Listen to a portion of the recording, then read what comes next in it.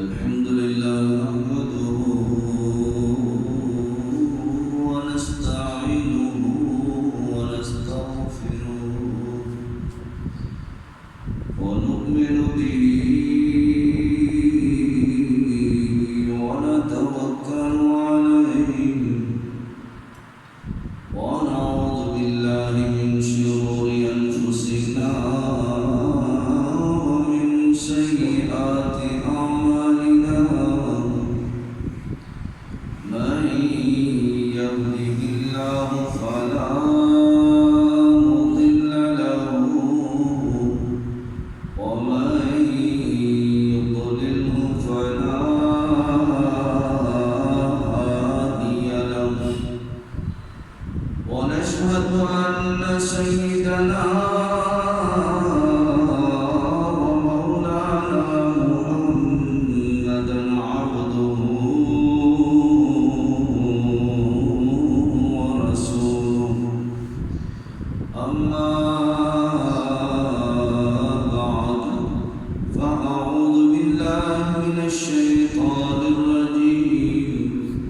بسم الله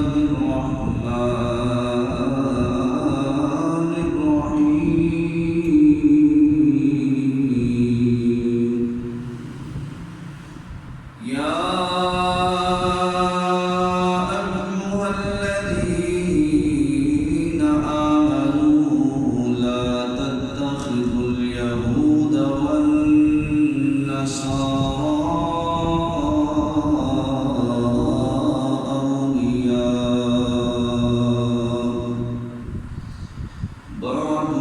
أولياء بعض ومن يتولهم منهم فإنه منهم إن الله لا يهدي القوم الظالمين صدق الله العظيم وصدق رسوله النبي الكريم الأمين إن الله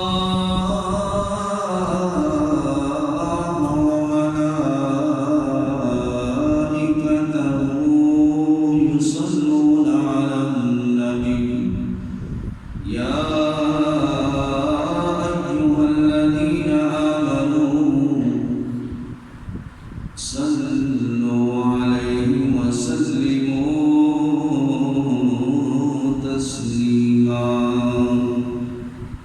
درود پاک بآباد مدن پڑھیے الصلاة والسلام عليك يا سيدي يا رسول الله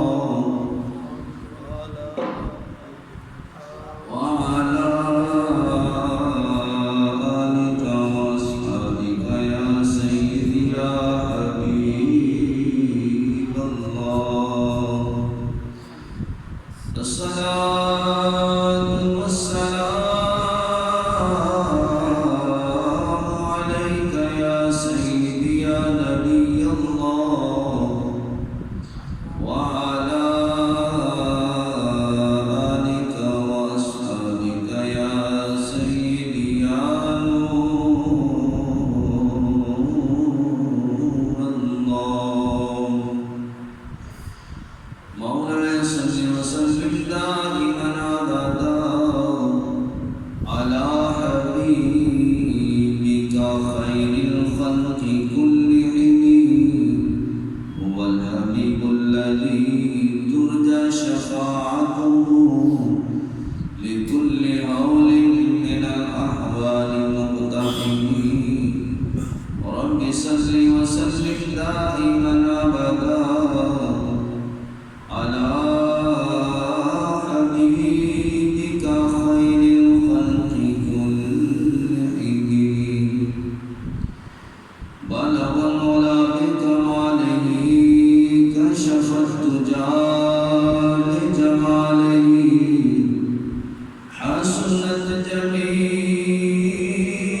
جميع خصاله صلوا عليه وآله صلى الله على النبي الأمي وآله صلى الله عليه وسلم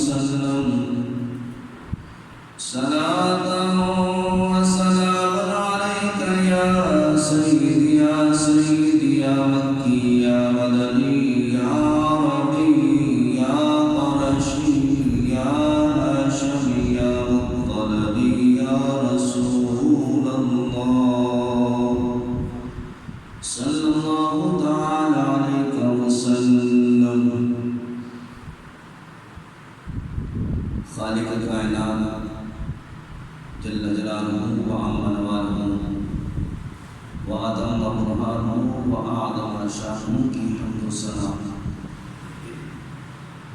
اور اس کے پیارے حبیب حضور النور شافی یوم النشور دستگیر جہاں غم گسار زمان سید سربراہ حامی بے قصا قائد المرسلین شفیع المذنبین رحمت للعالمین جناب احمد مجتبی حضرت محمد مصطفیٰ صلی اللہ تعالی علیہ وسلم کی بارگاہ میں ہدیہ درود و سلام عرض کرنے کے بعد رب کائنات جل شانہ کا بے حد فضل عظیم ہے کہ آج اللہ کی توفیق سے ربیع الثانی کا دوسرا جمعہ مبارک ادا کرنے کے لیے ہم سب دوست مسجد میں حاضر ہیں۔ دعا ہے خالق کائنات جل شانہ ہماری آج اس حاضری کو اپنی بارگاہ میں شرف قبولیت عطا فرمائے اور خصوصاً مجھے اللہ حق سے بیان کرنے کی اور ہم سب کو سن کر اس پر عمل کرنے کی بھی اللہ توفیق عطا فرمائے۔ حضرات محترم، اس وقت عالم اسلام کے اندر مسلمانوں کے اوپر ایک بہت مشکل وقت آ چکا ہے اور مسلمانوں کے اوپر سمجھ لیں اتنا بڑا امتحان ہے کہ آج مومن اور منافق کی پہچان کا وقت ہے۔ جن مشکلات کا اس وقت مسلمانوں کو سامنا ہے وہ آج کسی سے بات چھپی ہوئی نہیں ہے کہ آج یہود و نصارہ مل کے مسلمانوں کے اوپر جو ظلم و ستم کر رہے ہیں اور ہمارے قبلہ اول کے اوپر جو انہوں نے قبضہ کیا ہے، اس لحاظ سے فلسطین میں رہنے والے جو مسلمان ان کا جو ناجائز خون بہایا جا رہا ہے اور پوری دنیا کے حکمران اس وقت تماشا دیکھ رہے ہیں۔ غیر مسلم قومیں تو اپنی جگہ پہ رہی، یہود و نصارہ وہ اپنی جگہ پہ رہے۔ افسوس اس بات پہ ہے کہ آج مسلمانوں کے حکمرانوں میں بھی کوئی ایسا ایک بندہ بھی نظر نہیں آتا کہ جو قبلہ اول کی حفاظت کے لیے قدم اٹھا سکے۔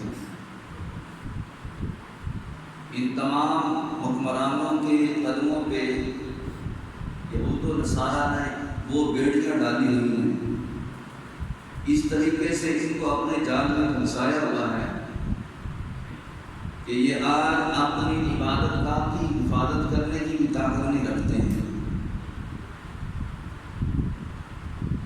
افسوس در افسوس کہ صرف زبان سے چند کلمات کہہ کے وہ بری ذمہ ہونا چاہتے ہیں، لیکن ایسے لوگ یاد رکھیں وہ کسی صورت میں رب کی بارگاہ سے بری نہیں ہو سکتے کہ رب تعالیٰ جل شانہ نے ان کو دنیاوی اعتبار سے بھی اللہ نے قوت طاقت عطا فرمائی ہے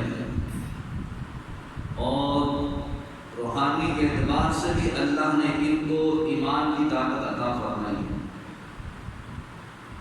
جو غیر مسلم لوگ ہیں، جو غیر مسلم قومیں ہیں، ان کی جو افواج ہے ان کے پاس ظاہری اسباب تو ہیں، لیکن ان کے بعد ایمان کی طاقت نہیں ہے۔ اللہ نے یہ دونوں طاقتیں مسلمانوں کو عطا فرمائی۔ دنیا میں 58 مسلم ممالک ہیں جو اس وقت صرف زبان سے چند کلمات کر کے اب وہ بھی یہود و نصارہ کے ساتھ مل کے مسلمانوں کے اوپر جو فلسطین میں ظلم و ستم ہو رہا ہے وہ تماشا دیکھ رہے ہیں، اور اللہ تعالیٰ جل شانہ نے جو ہمارے ملک پاکستان کو پوری دنیا کے اوپر جو وقار جو عزت عطا فرمائی ہے، ہمارے حکمرانوں نے اس عزت کو ذلت کے اندر جو ہے وہ تبدیل کر دیا۔ مسلم ممالک میں کوئی اتنا طاقتور ملک نہیں ہے جتنا اللہ نے ہمارے ملک پاکستان کو طاقتور بنایا ہے۔ ایٹمی پاور بھی ہے اور اسلحہ ایسا ہے کہ دنیا اس وقت ڈرتی ہے۔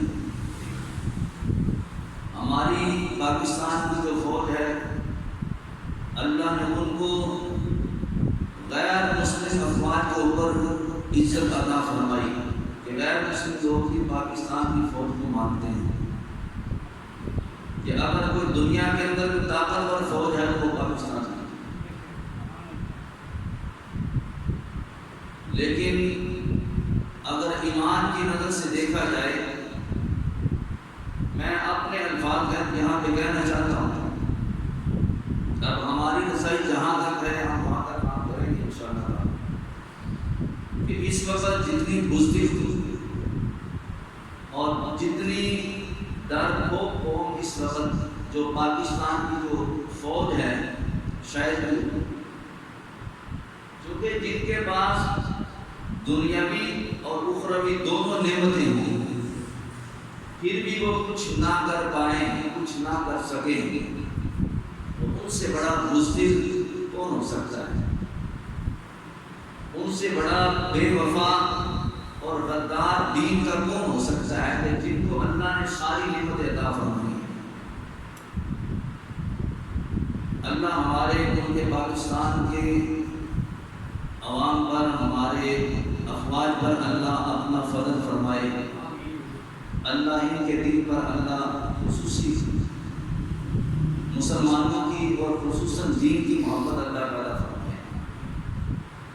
یہ سب چیزیں اس وقت ہوتی ہیں جب دل کے اندر غیر کی محبت پیدا ہو جائے، دین پہ عمل نہ کیا جائے، دین کو سمجھا نہ جائے، تو پھر بندہ دین کا کام بڑی مشکل سے کرتا ہے۔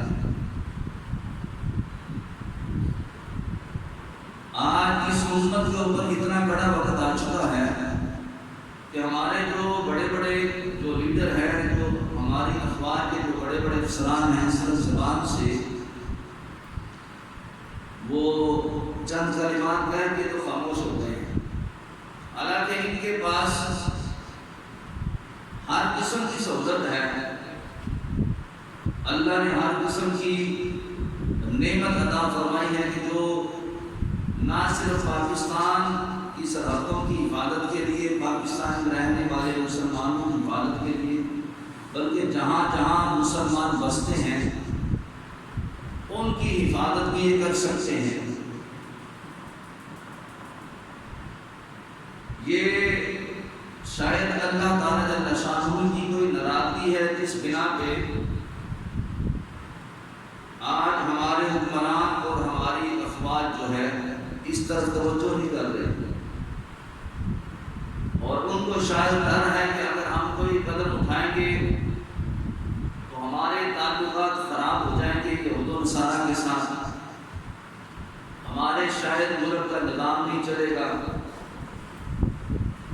یا ان کے جو بھی ذاتی کے معاملات ہیں، یا خصوصاً ان لوگوں نے جو اپنے بینک بیلنس دوسرے ممالک میں بنائے ہیں، اربوں روپیہ انہوں نے یہاں سے روک کے وہاں پہ جمع کروایا ہوا ہے، ان کو شاید خطرہ ہے کہ اگر ہم کوئی ایسی حرکت کریں گے تو ہمارا اربوں ڈوبتا ہے، یہ وہ حقیقت حال میں آپ کے سامنے بیان کر رہا ہوں، جس کا یہ لوگ اگر اپنے گریبان میں جھانک کر دیکھیں تو انکار نہیں کر سکتے ہیں۔ اللہ تعالیٰ جل شانہ نے قرآن کریم فرقان حمید میں یہود و نصارہ کے ساتھ تعلقات رکھنا، ان کے ساتھ دوستی لگانا کتنا ناپسند کیا ہے، اور ان کی دوستی کا جو انجام ہے اس کو بھی بیان کیا ہے۔ چھٹا سپارہ ہے سورۃ المائدہ۔ اللہ تعالیٰ جل شانہ فرماتا ہے یا ایھا الذین آمنوا، اے کلمہ پڑھنے والوں، اے مسلمانوں، اے وہ لوگوں جنہوں نے میرے محبوب علیہ السلام کا کلمہ پڑھ لیا ہے، لا تتخذوا اليہود والنصارى اولیاء۔ اللہ فرماتا ہے یہود و نصارہ کبھی بھی تمہارے دوست نہیں ہو سکتے، کسی صورت میں یہ تمہارے ساتھ مخلص نہیں ہو سکتے۔ آپ کے محلے میں کوئی رہنے والا ہے، یا آپ جو ملک میں کسی خطے میں رہتا ہے، یا دوسرے ممالک میں رہنے والے ہیں، یا جو حکمران ہیں جن سے ہمارے حکمرانوں نے تعلقات بنائے ہیں، وہ گستاخیاں کریں، وہ نافرمانیاں کریں، وہ ہمارے نبی علیہ السلام کی توہین کریں، ہمارے قرآن کی بے حدودی کریں، لیکن اس کے باوجود ہمارے حکمران ان کے ساتھ جا کے ملتے ہیں، تعلقات بڑھاتے ہیں، ان کی صحت پر کسی قسم کا کوئی فرق نہیں پڑتا ہے۔ کوئی بندہ ہمارے نبی علیہ السلام کی شان میں گستاخی کرتا ہے، ان کو کوئی فرق نہیں پڑتا، اور یہ لوگ ان کے ساتھ تعلقات بڑھاتے ہیں، اور ادھر سے سادہ مسلمان ہم جیسے احتجاج کر لیا، تھوڑا بہت آواز اٹھائی، اس کے بعد بس بات ختم ہو جاتی ہے۔ اور آج اسی کا یہ نتیجہ نکلا ہے کہ آج ان لوگوں نے ہمارے قبلہ اول پر جو قبضہ کر کے مسلمانوں کا خون نہا بہا رہے ہیں، اور ظلم و ستم کی جو آندھی چل رہی ہے اس وقت، یہ بات کسی سے چھپی ہوئی نہیں ہے، اور اس کی وجہ یہی ہے کہ مسلمان حکمرانوں نے یہود و نصارہ سے ایسے تعلقات بنا لیے ہیں، ایسے ان کے ساتھ مل گئے ہیں کہ جیسے یہ انہی میں سے ہوتے ہیں، اور اب وہ اپنی اصلیت دکھا رہے ہیں۔ آج وہ بیت المقدس پر قبضہ کر کے بیٹھ گئے، اللہ نہ کرے کل کو خدا نہ خواستہ اگر وہ بیت اللہ پر اگر وہ حملہ کرتے ہیں تو یہ بے حس حکمران، بے ایمان حکمران، جو یہود و نصارہ کے ساتھ دوستیاں لگانے والے، ان کے ساتھ تعلقات بڑھانے والے، یہ کچھ نہیں کر پائیں گے۔ تو پھر نام تو مسلمان رہ جائیں گے، حقیقت میں قرآن نے کہا کہ انہی میں سے ہیں، بعضهم اولیاء بعض، کہ جو ان کے ساتھ دوستی لگاتا ہے، ان کے ساتھ ملتا جلتا ہے، تو فرمایا وَمَن يَتَوَلَّهُم مِّنكُمْ فَإِنَّهُ مِنْهُمْ، پھر ایسا بندہ انہی میں سے ہے، اور آج اس کا نتیجہ ہمارے سامنے ہے۔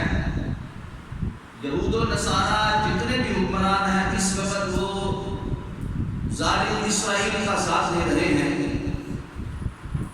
اور مسلمانوں کی جو عوام ہے وہ بیچارے بے حس ہو کے احتجاج کر رہے، ریلیاں کر رہے، جلسے جلوس کر کے وہ اپنی طرف سے اپنی عقیدت و محبت کا اظہار ہو رہا ہے، لیکن چونکہ ہمارے پاس نہ اختیارات ہیں نہ ہمارے پاس حکومت ہے، ہم بے بس ہو چکے ہیں۔ جن کو رب نے اختیارات عطا کیے، جن کو رب تعالیٰ جل شانہ نے حکومتیں عطا کی ہیں، آج وہ لوگ ان کے آگے پچھ گئے، ان کے سامنے انہوں نے اپنے سر جھکا لیے، اور نتیجہ آج دیکھ لو آپ کے سامنے ہے۔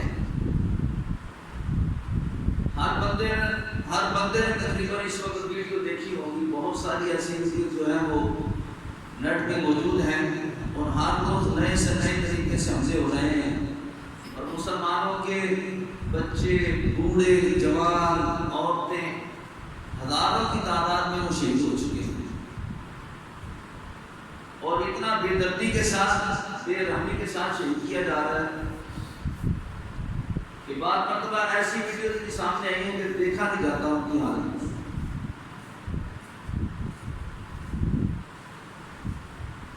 اب اگر ہمارے دوست چار زیادہ بیٹھے ہو تو میں اپنا درد دل کیوں کے بیان کروں،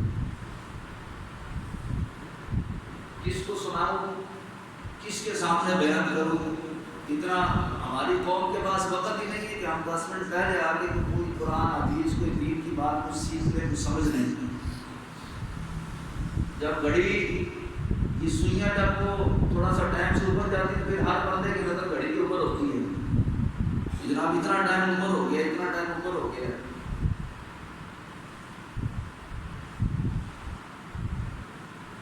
یہ بھی چیزوں کا نتیجہ ہے کہ جو دین سے بے وفائی، دین سے بغاوت کرنا، دین کی قدر نہ کرنا، دین اسلام کو صحیح معنوں میں نہ سمجھنا، نہ عمل کرنا، نہ سیکھنا، نہ سوچنا اس کے بارے میں، آج اس کی وجہ سے جو حالات مسلمانوں کو ہو چکے ہیں، اللہ ہمارے اوپر خصوصی رحم فرمائے۔ آپ یقین کریں کہ اس وقت حالات اتنے مشکل ہو چکے ہیں، ہم تو یہاں پہ بڑا خوش و خرم رہ رہے ہیں، اپنے سارے دنیاوی معاملات کر رہے ہیں، ہمارے اپنے گھر میں کوئی ایک فوت ہو جائے نا، اچانک کسی کا والد صاحب کا ایکسیڈنٹ ہو جائے، وہ دنیا سے چلے جائیں تو کئی دن تک وہ سوگ ختم نہیں ہوتا ہے، اور اگر ایکسیڈنٹ ایسی صورت میں ہو کہ اگر وہ جو جانے والا ہے اس کے جسم کا نقشہ ہی بدل جائے، مطلب زیادہ ہی شدید قسم کا وہ زخمی ہو جائے گا، تو اس کا تصور کئی ماہ تک، کئی عرصے تک وہ ذہن سے نہیں جاتا ہے۔ گھر والے کھانا پینا چھوڑ دیتے ہیں، گھر والوں کی نیندیں اٹھ جاتی ہیں، نظام برہم ہو جاتا ہے۔ ایک تو ہے کہ بندہ اچانک دنیا سے پردہ فرما گیا، لیکن ایک یہ ہے کہ بندہ گیا ہے لیکن بڑا بے دردی کے ساتھ گیا ہے۔ اچھا یہ تو اچانک موت ہے ایکسیڈنٹ کی وجہ سے، لیکن ایک وہ موت ہے تو اس کی آنکھوں کے سامنے اس کے بچے کو ذبح کیا جا رہا ہے، آنکھوں کے سامنے ماں کی بے وجودی کی جا رہی ہے، بندہ دیکھ رہا ہے، بے بات سے کچھ کر نہیں سکتا، اور نہ صرف گھر کا ایک فرد، دو فرد، گھر کے کئی افراد درجنوں کے حساب سے وہ شہید کیے جا رہے ہیں۔ اب تو پیچھے رہ گیا ہے، اب اس کے اوپر کیا قیامت ٹوٹ رہی ہے کہ ہم اندازہ نہیں کر سکتے۔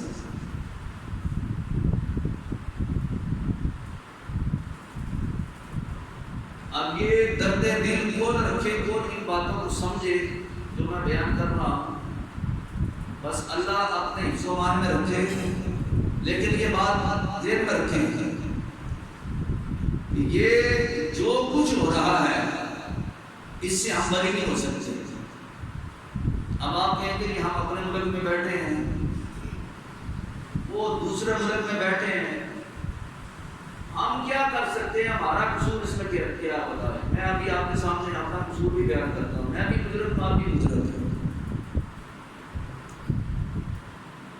دیکھیں آپ کو پتہ ہے کہ اس وقت الحمدللہ ہمارا ملک پاکستان مصنوعی آلات کی بنا پہ جو اللہ نے ان کو لڑنے کی، جنگ کرنے کی جو صلاحیت، جو طاقت عطا کی ہے، جو اسلحہ دیا ہے، جو ایٹمی پاور اور جو برود اللہ نے ان کو عطا کیا ہماری حکومت کو، یہ بات کسی سے چھپی ہوئی نہیں، ہر بندے کو پتہ ہے، دوسری بندے بخوبی جانتی ہیں، اتنا شاید ہم نہیں جانتے جتنے وہ لوگ جانتے ہیں۔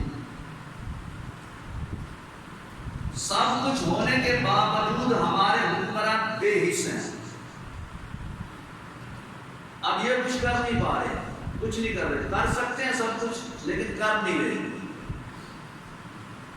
میں آپ سے ایک سوال کرتا ہوں، یہ جو اس وقت حکومت ہے یا جو ان کی جو متعلقہ جو حکمران جو گزرے ہیں، یا جو مطلب ابھی کل بھی ایک بندے کا استقبال ہو رہا ہے جی، اور ہماری ماں بڑے جوش و خروش سے تیاریاں کر رہی ہے۔ بہرحال تو ان حکمرانوں کو یہ حکومت کی سیٹ کس نے ادا کی؟ میرا آپ سے دردمندانہ ایک سوال ہے، آخر یہ کیا راتوں رات اٹھے ہیں اور صبح اٹھ کے جناب علی ایک بندہ صدر بن گیا، ایک بندہ وزیر بن گیا، ایک بشیر بن گیا، ایک پنجاب کا وزیر ہے، تو بلوچستان کا، سندھ کا ہے، یہ کس نے آخر بنایا ہے؟ یہ کیسے بنے؟ یہ آپ کے میرے ووٹوں سے منتخب کرنے سے یہ لوگ سامنے آئے، ایسے ہی ہوا نا؟ تو ہم نے ان کو پسند کیا کہ یہ ہمارا حکمران ہونا چاہیے، کسی نے کسی پارٹی میں جا کے کہا کہ یہ ہمارا لیڈر ہونا چاہیے، کسی نے کسی پارٹی کا سپورٹ کی، کسی نے کسی کا سپورٹ کی۔ اب یہ جو 2 4 5 پارٹیاں جو ہمارے اوپر شروع دن سے مسلط ہیں، اب ان میں سے ایک پارٹی اب اس وقت حکومت میں ہے، حکومت کا نظام چلا رہے ہیں، تو منتخب کرنے کے لیے ہم مجرم ٹھہرے کیوں جی؟ اس کو سادہ مثال سے آپ کو سمجھ لیں، آپ کی مسجد میں امام صاحب کی ضرورت ہے، آپ کی مسجد میں نئے امام صاحب کی، نئے خطیب صاحب کی ضرورت پڑ گئی، پہلے خطیب صاحب چلے گئے، پہلے امام صاحب کسی وجہ سے چلے گئے، نیا بندہ رکھنا ہے، تو اس کو منتخب کون کرتا ہے جی؟ انتظامیہ، عوام۔ یہ علامہ صاحب آئیں گے، جیسے میں بھی جب یہاں پہ آیا تھا تو مجھے کہا گیا کہ آپ ایک جمعہ پڑھائیں، اگر تو لوگوں نے پسند کیا پھر ہم اوکے کریں گے، اگر ناپسند ہوا تو پھر ہم معذرت کر لیں گے کہ نہیں بھی ہمیں بندہ نہیں چاہیے، آپ جا سکتے ہیں، ٹھیک ہے جی؟ میں نے جمعہ پڑھایا، کچھ لوگوں نے پسند کیا، انتظامیہ نے کہا ٹھیک ہے جی اوکے ہو گیا، تو یہ پسند کس نے کیا؟ عوام نے۔ ووٹنگ ہوگی نا، پسند کرنا، ووٹنگ کرنا، رائے دینا اپنے کہ ٹھیک ہے جی، ایسے ہی ہونا جی۔ اپنے آپ کو کوئی بندہ مسلح جا کے نماز نہیں پڑھا سکتا، جتنا بڑے سے بڑا مفتی اعظم بھی کیوں نہ آپ کی مسجد میں آ جائے، جب تک آپ کی طرف سے رضامندی نہیں ہوگی وہ مسلح میں، بولو تو صحیح، نہیں آ سکتا، کیونکہ یہاں پہ رہنے والے آپ لوگ ہیں، یہاں کے مقیم آپ ہیں، مسجد آپ کی ہے، بنائی آپ نے ہے، سارا نظام آپ کے پاس ہے، اور آپ نے ایک بندہ سلیکٹ کرنا ہے تمام بندوں کی رائے سے۔ اگر 200 بندے مسجد میں موجود ہیں تو 200 میں سے 100 بندہ، 150 بندہ کہتا ہے یہ بندہ ٹھیک ہے، اگر 10 20 30 50 بندے انکار بھی کرتے ہیں لیکن 150 کی رائے جو ہے وہ کہہ دی کہ ٹھیک ہے جناب یہ بندہ، تو پھر کیا کرتے ہیں کہ چلو یار زیادہ اکثریت یہ کرتی ہے کہ چلو ٹھیک ہے جی ہم نے رکھ لیا۔ اب وہ نماز صحیح طریقے سے پڑھائے یا غلط طریقے سے پڑھائے، صحیح پڑھائے تو فاقیہ، اگر اس نے نماز غلط پڑھائی، مسائل غلط بیان کیے، اچھائی کو نہ بیان کیا، برائی کو دیکھ کے آنکھیں بند کر دی، تو مجھے بتاؤ وہ جن چیزوں کو چھپا رہا ہے یا جو نماز درست نہیں نہیں پڑھا رہا، اب اس کا گناہ جو ہے وہ صرف امام کے اوپر ہے یا سلیکٹ کرنے والوں کے اوپر بھی ہے؟ اس کا جواب آپ مجھے دے دینا. کیوں نہیں؟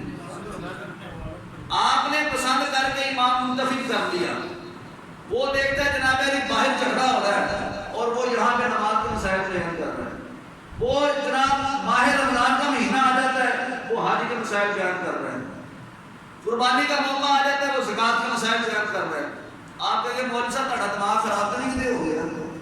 موقع قربانی کا ہے تو آپ قربانی کے مسائل بیان کریں، زکات کے مسائل کیوں بیان کرتے ہیں؟ موقع حج کا ہے تو حج کے مسائل بیان کریں، یہ روزوں کے مسائل کہاں سے آ گئے؟ وہ پھر جب بار بار وہی غلطی کرے گا تو آپ کہیں گے یار یہ بندہ مینٹل، اس کو سمجھ نہیں آتی یا اس کو دین کے بارے میں پتہ نہیں. کہ جو موقع کی مناسبت سے جو وقت ہے، جس چیز کی ضرورت ہے وہ ہمارے سامنے بیان کرے گا. تو جب وہ بار بار غلطی کرے گا، جو بار بار خطا کرے گا، اب سلیکشن آپ کی طرف سے ہے تو ظاہری بات ہے جو غلطی کر رہا ہے اس کا وبال اس پر بھی ہے اور آپ پر بھی ہے. بس اسی چیز کو آپ آگے لے چلو. یہ چھوٹی امامت ہے، یہ بات ذہن میں رکھیں. یہ مسجد کی امامت چھوٹی امامت ہے، اور جو حکومت کی جو امامت ہے نا وہ اس سے بہت بڑی امامت ہے. یہاں کا امام یہ 100 200 300 بندوں کو جو ہے وہ لے کے چل رہا ہے، ان کو دین سکھا رہا ہے، ان کو دین کے بارے میں تبلیغ کر رہا ہے.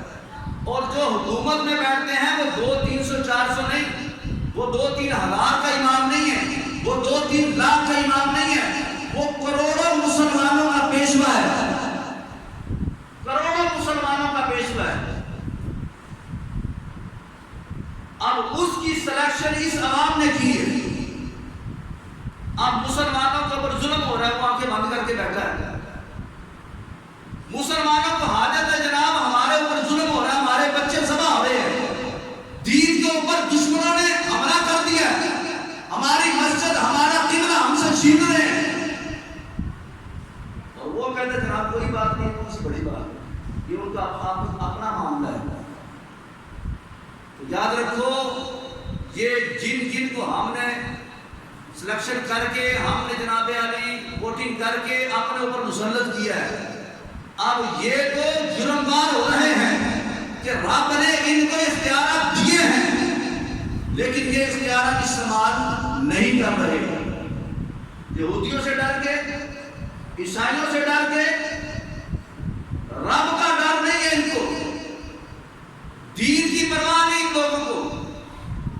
اور آج ہم قلب رہے کہ جناب یہ ایسے ہو گیا ایسے ہو گیا، ویڈیو دیکھتا ہمارا کلیجہ پھٹنے کو آتے ہیں یار یہ کیسے لوگ مطلب اتنا ظلم کیا جا رہا ہے،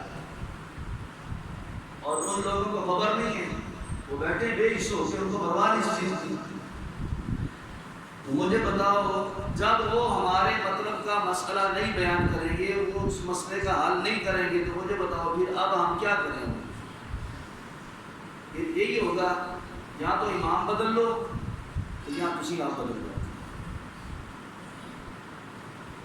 میری بات سمجھ لگی ہے؟ اب آپ کہیں گے ہم اس کو کیسے بدلیں؟ اگر ان کو نہیں بدل سکتے تو خود بدل جاؤ، خود اپنی عقیدت و محبت کا قبلہ جو ہے وہ درست کر لو. میں جو بیان کر رہا ہوں میری بات کو سمجھنے کی کوشش کریں.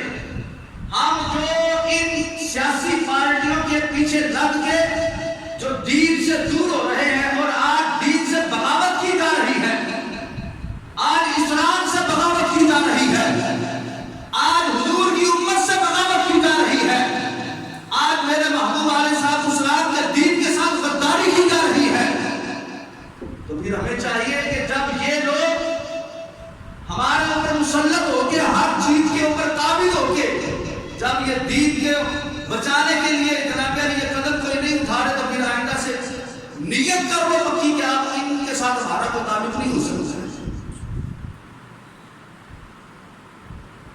لیکن جس طرح کی آپ نیت کر کے میرے سامنے اظہار کر رہے ہیں نا جہاں ہلکا ہلکا سا، یہ تو مجھے لگ رہا ہے آپ کو نیند آ رہی ہے جیسے میں آپ کو لوری سنا رہا ہوں.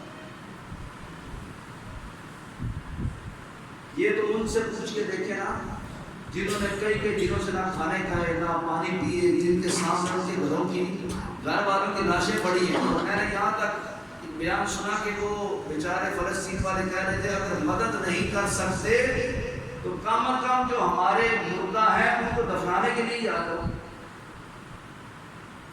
بہت بڑی بات ہے, بہت بڑی بات ہے. یہ حالت ہو چکی ہے. مجھے پتا ہے آپ لوگ کچھ نہیں کر سکتے, لیکن میں ابھی بتاتا ہوں آپ بہت کچھ کر سکتے ہیں. اپنے جگہ پہ بیٹھ کے سب کچھ کر سکتے ہیں. دیکھو آپ بازار سے تو چیز خریدنے کے لیے جاتے ہو, بہت ساری بازار میں چیزیں فروخت ہوتی ہیں, سیل ہوتی ہیں, بہت کچھ دکھ رہا ہے اس میں اس بازار میں. پاکستانی کمپنیوں کا بھی ہے, بیرونی ممالک سے بھی چیزیں جو ہے وہ درآمد کی جاتی ہیں. اور بہت ساری ایسی کمپنیاں ہیں جو یہود و نصارہ کی ہیں, اور بہت ساری ایسی کمپنیاں ہیں جو اسرائیل کی ہیں. ظاہری بات ہے جب ان کی چیز سیل ہوتی ہے ان کو جو نفع ہوتا ہے وہ انہیں کو جاتا ہے نا نفع, کہ آپ کو دیتے ہیں نفع. خریدنے والے کون ہیں؟ مسلمان. ایسے ہی نا, آپ مثال کے طور پہ آپ اے سی خریدنے کے لیے جاتے ہیں, آپ کہتے ہیں کہ یہ کمپنی کا نہیں, میں نے یہ کمپنی کا لینا ہے, اس کی کولنگ اچھی ہے. اچھا آپ کو اپنی کولنگ اپنا نفع دیکھ رہے ہو تو مجھے اس سے فائدہ زیادہ ہوتا ہے, لیکن وہ دیکھو کہ وہ اس سے جو نفع ہو رہا ہے وہ ان یہودیوں کو جا رہا ہے, اسرائیل کو جا رہا ہے, اور اس نفع سے وہ اسلحہ خرید رہے ہیں, اس نفع سے وہ فوج پیدا کر رہے ہیں, اور اس نفع سے جناب علی وہ جو ان کو فائدہ ہوا ہے اس سے وہ ہمارے ہی مسلمانوں کو ذبح کر رہے ہیں. اگر آپ لوگ ہی اپنی پسند کو تبدیل کر لو, آپ لوگ ہی اپنے آپ کو کنٹرول کر لو کہ جناب یہ والی چیز نہیں خریدنی, یہ خریدنی, یہ بیرون ملک کی یہ فلاں چیز ہے اس کو نہیں خریدنا, میں نے اپنے پاکستان کی چیز خریدی, کیا ہو گیا بھائی؟ ایک میں سوال کرتا ہوں, میں آج بڑے درد دل سے بات کر رہا ہوں, میری بات رسم میں خوشی کریں, کیا ہو جائے گا؟ ایک میں بازار میں کپڑا لینے کے لیے جاتا ہوں, کہتا ہے جناب برانڈ کا خریدنا, برانڈ کا نہ خریدو, کیا ہو جائے گا؟ جو یہود و نصارہ کی کمپنی ہے ان کی نہ خریدو, آپ اپنے پاکستان کی بنی چیز خریدو. بہت کچھ آپ کے دیش کے اندر ہے, بہت کچھ ہے, لیکن ہم لوگ جو ہے وہ کہتے ہیں جناب جو یہودیوں نے چیز بنائی ہے, عیسائیوں نے بنائی ہے, ہم کہتے ہیں وہ اچھی ہے. آپ چند دن کے لیے, چند مہینے کے لیے اپنے آپ کو تھوڑا سا کنٹرول کر لیں. نئی کوئی چیز ان کی خریدنی, جب ایک کمپنی کی کوئی چیز نہیں خریدے گا تو مجھے بتاؤ وہ کمپنی چل جائے گی؟ اپنی ایمانداری سے بتاؤ. آپ یہاں محلے میں دکان ڈال لیتے ہو, آپ کے پاس کوئی بندہ خریدار نہیں آتا تو کیا ہوگا؟ وہ دکان کامیاب ہے, کیا کرو گے؟ آپ کاروبار چینج کرو گے, آپ دکان ختم کر دو. بھائی میں کرایہ بھرتا رہا ہوں, میرا اتنا مال بنا ہے کوئی خرید ہی نہیں رہا کوئی بندہ, تو نتیجہ کیا نکلے گا؟ وہ کمپنی, وہ دکان, وہ فیکٹری فلاپ ہو جائے گی. اس کا احتجاج کس نے کیا؟ عوام نے کیا. آپ نہ ان کی چیزیں خریدو, مانا آپ کے پاس پسٹل نہیں ہے, آپ کے پاس پستول نہیں ہے, آپ کے پاس توپ نہیں ہے, آپ کے پاس ایٹم نہیں ہے, آپ یہاں سے بیٹھ کے ان کی مدد نہیں کر سکتے, لیکن یہاں سے بیٹھ کے میں کہتا ہوں مدد کر سکتے ہیں. صرف اتنا کرو کہ اپنی سوچ بدل لو, اپنا کردار بدل لو, اپنی گفتار بدل لو, اپنا حلیہ بدل لو, اپنی سوچ جو ہے اس کے اندر اپنے دین کی سوچ کو پیدا کرو, اپنے کردار کے اندر سنت مصطفیٰ کو پیدا کرو, اپنی گفتار کے اندر اسلامی گفتگو کرو, اپنا لباس اسلامی بنا لو. غیرت کے کلچر کو چھوڑ دو, اللہ کی عزت کی قسم ہے وہ لوگ اپنی موت بن جائیں.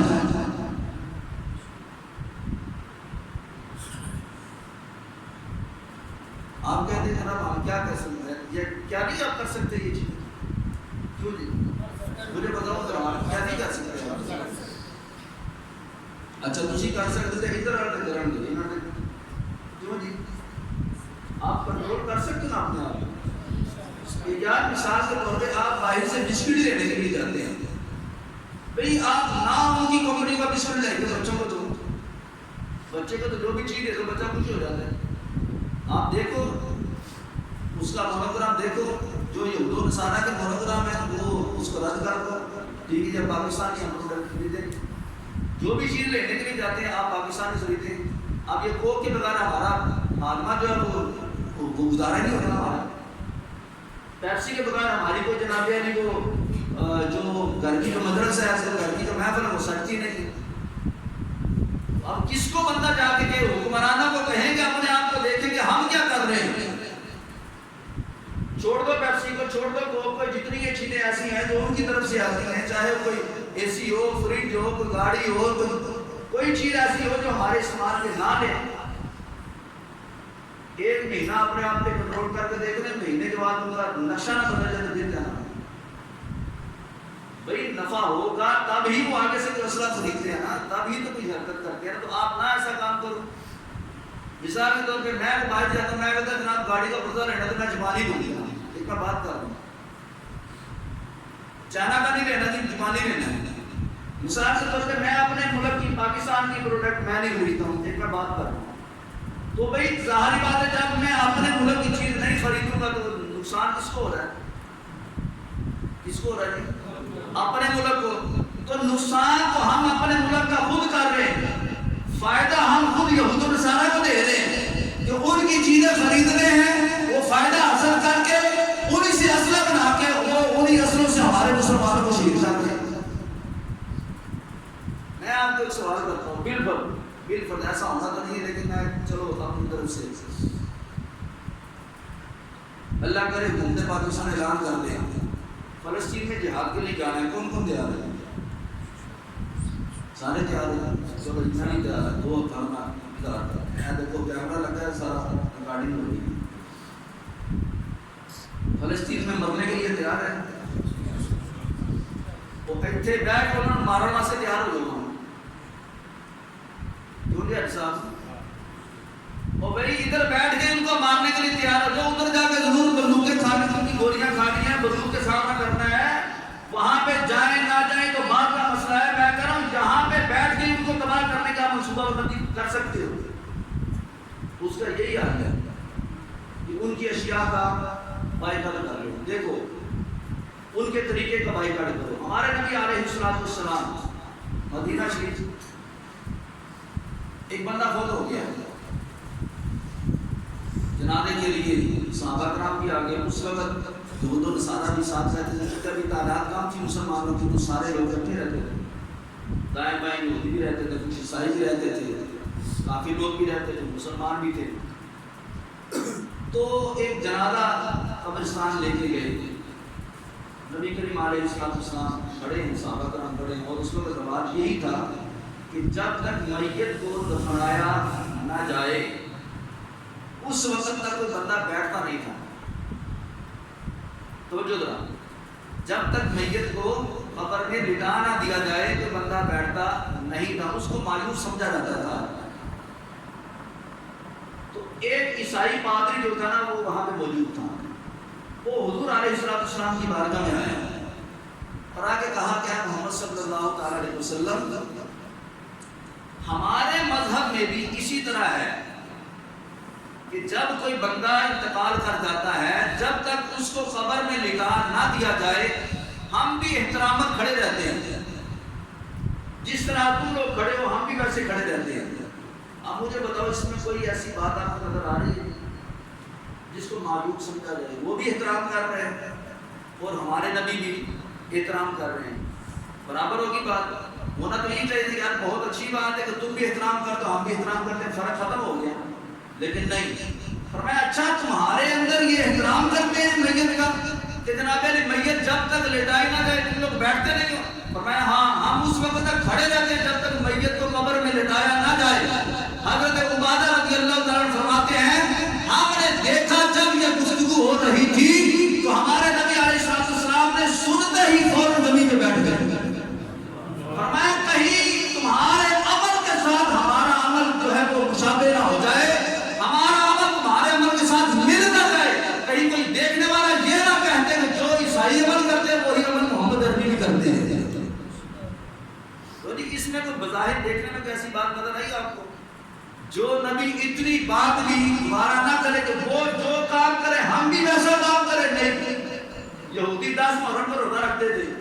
صحابہ نے کہا تو حضور علیہ السلام نے فرمایا روزے کا حقدار تو ہم زیادہ ہیں. میں بات بالکل مختصر کر رہا ہوں. تو فرمایا کہ پھر تم اس طرح کیا کرو 10 کے ساتھ 9 کا روزہ رکھا کرو یا 10 کے ساتھ 11 کا روزہ رکھا کرو، تاکہ تمہارا یہ روزہ رکھنا بھی ان کے ساتھ نہ مل جائے۔ یہ ہے ہمارا دین۔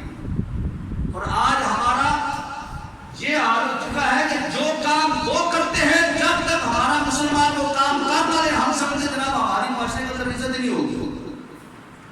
ہمارا لباس، ہماری تعلیم و تربیت، ہمارے گھروں کا ماحول، ہماری شادی بیاہ، ہماری کمیٹی محفلیں، ہمارا ذاتی کردار، ہماری ذاتی گفتار جو ہے، ہمارا جو کلچر ہے، ہمارے بچوں کی جو تربیت ہے، ہر کسی شعبے کے اندر آپ دیکھ لو، آپ ذرا توجہ کر لو، آپ کو پتا چلے گا ہمارا ہر عمل جو ہے یہ یہود و نصارہ سے ملتا ہے۔ اور ہمارے نبی نے تو کھڑا ہونا بیٹھنا یہ بھی برابری اس میں جو ہے وہ ختم کر دی۔ فرمایا نہیں اگر تم کھڑے ہوتے ہو ہم تمہارا ساتھ نہیں دیں گے، ہم کھڑے نہیں ہوں گے، ہم بیٹھیں گے اور تمہارے اس عمل کا ہم رد کر کے دکھائیں گے، تاکہ آنے والے میرے غلاموں کو پتا چل جائے اے لوگوں اگر عیسائی کھڑا نظر آئے اور اس کے عقیدے کے اندر، اس کے مذہب کے اندر اس کو اچھا جانا جائے، تو فرمایا پھر تم نے کھڑا نہیں ہونا، تم نے پھر بیٹھ جانا ہے۔ ہم کہتے ہیں جیسا لباس وہ پہنتے ہیں ہم وہ پہنیں گے، جیسا وہ کھاتے ہیں ہم ویسا وہ کھائیں گے، جو وہ استعمال کرتے ہیں ویسا ہم استعمال کریں گے۔ تو مجھے بتاؤ فرق بھی کیا رہ گیا دونوں میں؟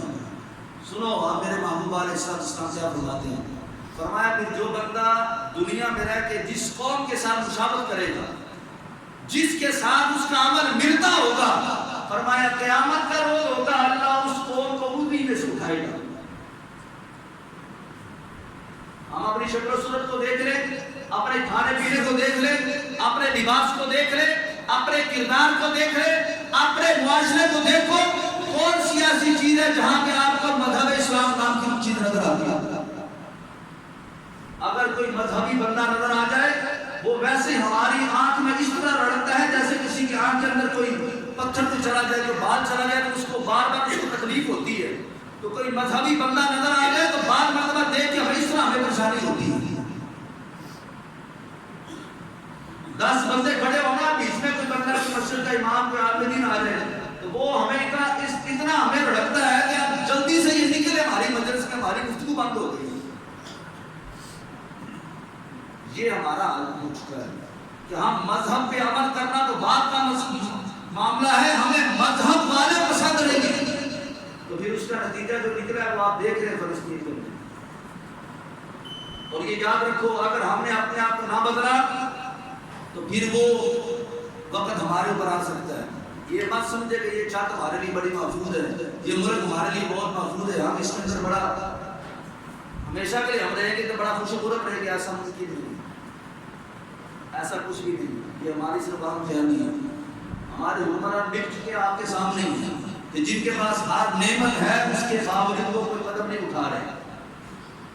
تو جب وہ بک دے تو اگر بالفرض وہ اپنی طرف سے کوئی آرڈر کر دیں کہ آپ نہیں مانو گے، تھوڑا سا پیچھے چل گئے، 2 سال پیچھے چلے گئے، جب کرونا آیا تھا آپ امام کی مانتے تھے کہ حکومت کی مانتے تھے؟ مجھے بتاؤ گا۔ ہاں جی بولو تو صحیح ہو، کس کی مانتے تھے؟ کیوں مانتے تھے؟ پڑھنی نماز پیچھے اس امام کے، تو مرنی ہونا نہیں کرنا۔ مولوی کہے کہ جناب درمیان میں فاصلہ نہ کرو، نماز نہیں ہوتی۔ حکومت کہے کہ درمیان کی فاصلہ نہ کرو، پھٹ کے جیل چلے جائیں گے۔ تو مجھے بتاؤ پھر کس کی مانی آپ لوگوں نے؟ حکومت کی مانی نا۔ آپ کے مسلم اسپیکر کروا دیے گئے، بند کروا دیے گئے، مسجدیں بے وقت جو ہے وہ بند کروا دی گئی، تراویحیں ختم کروا دی گئی اور بہت کچھ کیا گیا۔ یہ دین پہ حملہ نہیں توڑ کیا ہے، یہ تو سمجھے ایک ٹائٹل پیش کیا انہوں نے آپ کے سامنے کہ دیکھو ہم چاہیں تو تمہارے کعبے کو بھی تالے لگوا سکتے ہیں، کیا نہیں لگوائے؟ پچھلے سال کتنے بندوں نے حج کیا؟ اس سے پچھلے سال کم و بیش 1000 2000 4000 لوگوں نے صرف حج کیا، صرف لاکھوں کا حج جو ہے وہ 1000 2000 میں ہوا ہے۔ تو یہ کس نے کیا اس طرح؟ کیا مسلمان گئے نہیں تھے؟ مسلمان تو تڑپ رہے تھے جانے کے لیے۔ آپ میں بھی کیسے ہوں گے؟ کتنے ہوں گے جو جانے کے لیے ترس رہے ہوں گے کہ ہمیں حج کی توفیق مل جائے، لیکن حکومت والوں نے کہا ہم نہیں جانے دیں گے، ہم نہیں حج کرنے دیں گے۔ یہودیوں نے کہا ہم اکٹھا نہیں ہونے دیں گے، ان کو یہ اجتماع نہیں کرنے دیں گے۔ تو مجھے بتاؤ کیا ہو گیا؟ حج نہیں ہوا۔ تو پتہ چلا اس وقت ہمارے حکمران بک چکے ہیں یہود و نصارہ کے ہاتھوں میں۔ اب اپنے آپ کو آپ نے سنبھالنا ہے۔ جیسے اگر کوئی بیمار ہو جائے تو دوائی آپ نے کھلانی، آپ نے کھانی ہے. اب یہ جو بیماری ہمارے گھروں میں گھس چکی ہے اس کا علاج بھی آپ نے کرنا ہے. آپ اگر اپنے آپ کو آج اپنی سوچ کو بدل لو کہ آج کے بعد ان کا ساتھ ہم نہیں دیں گے، سارے کام سیدھے ہو جائیں گے. پھر انشاءاللہ تعالیٰ اللہ چاہے گا پھر کوئی ایسا حضرت فاروق اعظم جیسا حکمران آئے گا انشاءاللہ تعالیٰ پوری دنیا میں نقشہ بدل کے رکھ دے گا. کیا ہم نہیں چاہتے؟ دعا ہم کرتے ہیں یا اللہ ہمیں حضرت فاروق اعظم جیسا حکمران عطا فرما. آپ نے آمین کہا نا تو ووٹ کیوں دینا؟ خالص تک باروا سے بڑے تیار ہوئے کھڑے نا. ہاں جی کالو اس چور کے لیے بھی تو بڑے کھڑے استقبال کے لیے کہ جناب ہمارا لیڈر آ رہا ہے، اس نے آ کے پاکستان سے تقدیر بدلی. میں کہا واقعی اللہ کی قسم یہی لوگ تقدیر بدلیں گے، لیکن یہ نہیں کہ تقدیر صحیح طریقے سے بدل کے بیڑا غرق کریں گے. آپ مجھے بتاؤ، میں نے اپنی ہوش کے اندر جب سے میں نے ہوش سنبھالا میں نے دن با دن پاکستان کو خستہ حالی کی طرف جاتے ہوئے دیکھا. آپ زیادہ دور نہ جاؤ، 20 سال سے لے کے اب تک کا ریکارڈ آپ خود چیک کرو. جو بھی حکمران ہے پہلے سے بند کر بن کے اس نے ثابت کیا. کیوں جی؟ عمران خان تھا، لوگ کہتے جناب وہ ایسے چلو جی وہ چلا گیا.